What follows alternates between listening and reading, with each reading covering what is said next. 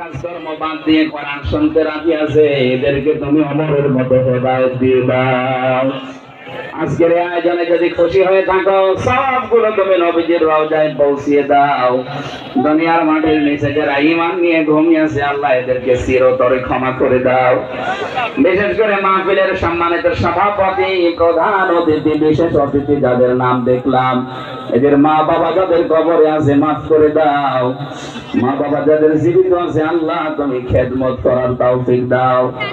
আমার বাবার অপারেশন চলেছে, আজকে কেবল হাসপাতাল থেকে আমি বাড়িতে নিয়ে আসলাম। আমার বাবাকে তুমি সুস্থ করে দাও। তার কাছে থাকা, খেদমত করা, তার কথাবার্তা শোনার এখন সময়, কিন্তু দিনের এই কাজটা নিয়ে, মিশন নিয়ে বের হয়েছে, এই জন্য বাবাকে মাকে সময় দিতেও পারি। لكي نجلب النصر للحق والدين